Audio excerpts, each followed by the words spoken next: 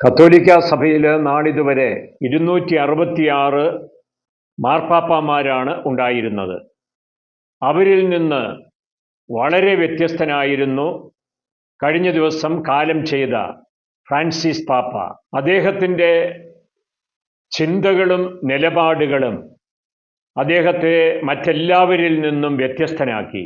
ലളിതമായ ജീവിതവും ലാളിത്യമുള്ള വാക്കുകളും അദ്ദേഹത്തെ ലോകത്തിന് പ്രിയങ്കരനാക്കി മാറ്റി.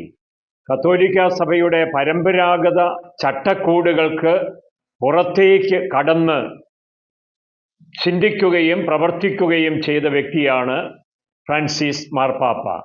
സഭയുടെ സാമ്പ്രദായിക ചിട്ടവട്ടങ്ങളോട് എല്ലാ സമയത്തും സമരസപ്പെട്ടു പോകാൻ അദ്ദേഹം നിർബന്ധം പിടിച്ചിരുന്നില്ല.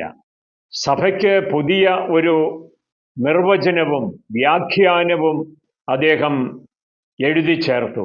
പാവപ്പെട്ടവരോടും പാർശ്വവൽക്കരിക്കപ്പെട്ടവരോടും സഭ കരുണ കാണിക്കണമെന്ന നിർബന്ധ ബുദ്ധിയുള്ളയാളായിരുന്നു മാർപ്പാപ്പ.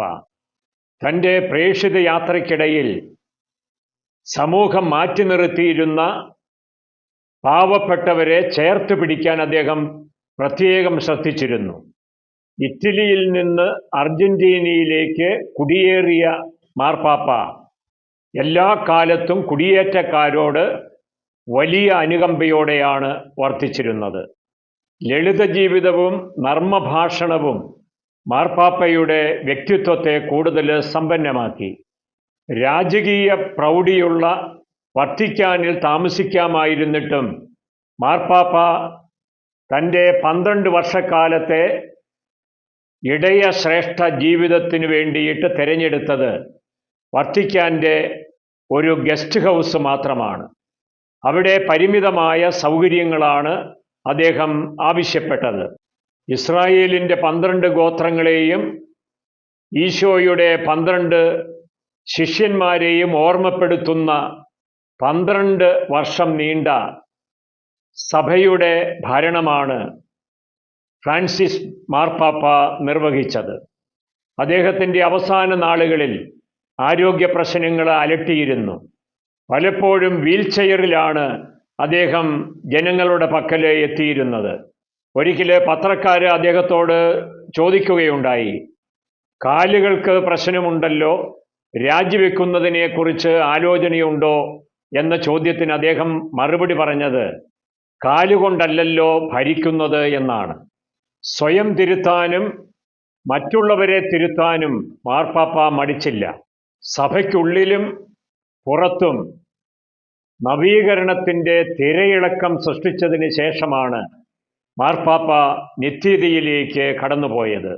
പാവപ്പെട്ടവരോടുള്ള കരുണ മാർപ്പാപ്പായുടെ മനസ്സിൽ നിറഞ്ഞിരുന്നതുകൊണ്ടാണ് ഫ്രാൻസിസ് അസീസിയുടെ പേര് അദ്ദേഹം തിരഞ്ഞെടുത്തത്. ഫ്രാൻസിസ് അസീസിയുടെ ലാളിത്യം ജീവിതാവസാനം വരെയും അദ്ദേഹം തുടർന്നു. എത്ര ഉന്നത സ്ഥാനത്ത് വ്യാപരിച്ചാലും ലാളിത്യത്തോടെ ജീവിക്കാൻ കഴിയും, ലളിതമായി സംസാരിക്കാൻ സാധിക്കുമെന്നൊക്കെ ലോകത്തെ പഠിപ്പിച്ച ഫ്രാൻസിസ് പാപ്പയാണ് കടന്നുപോയിരിക്കുന്നത്. മാർപ്പാപ്പ സമാധാനപ്രിയനായിരുന്നു. യുദ്ധം ക്രൂരതയാണ് എന്ന് ലോകത്തെ പഠിപ്പിച്ച വ്യക്തിയായിരുന്നു.